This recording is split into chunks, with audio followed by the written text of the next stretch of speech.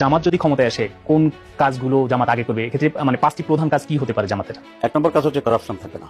2 নম্বর হচ্ছে কোনো চাঁদাবাজি, দখলবাজি চলবে না। যারা যারা আজকে দখল করে রাখছেন, যাদের উন্নত জমি, জামাত ক্ষমতা আসলে within a very short time আমরা সরকারিভাবে সব প্রতিষ্ঠানকে উদ্ধার করে দেবো এবং যে মালিক তার কাছে নিয়ে যাবো। 3 নম্বর হচ্ছে আমরা এখানে একটা সুন্দর নিরাপত্তার ব্যবস্থা করবো। কোনো মানুষ রাতের 12টায় একা একা হাঁটবে, সে নিরাপদ বোধ করবে, এবং যারা নিরাপত্তাকে ধ্বংস করতে চায় তাদেরকে আমরা ধ্বংস করে দেবো। 4 নম্বর হচ্ছে আমরা এদেশের মানুষের জন্য হিউজ ইনভেস্টমেন্ট, এমপ্লয়মেন্ট, এই দুটোকে গুরুত্ব দেবো। আমরা উন্নত মানের এডুকেশন এখানে ইম্পার্ট করবো, কারণ এডুকেশন প্রপার না হলে মানুষ তৈরি করতে পারে। এই যে আমরা করাপশন দূর করার হচ্ছে, ভালো মানুষ স্কুল থেকে তৈরি তো করাপশন হবে। ছাত্র শিবিরের লোকেরা করাপশন করে না কেন? এদেরকে ছাত্র শিবির চলাকালীন এটা শেখানো হয়, ট্রেনিং দেওয়া হয়। জামাতের এমপিরা দুর্নীতি করে না কেন? দুর্নীতি করা যাবে না, এটাই জামাত প্রশিক্ষণ দেয়।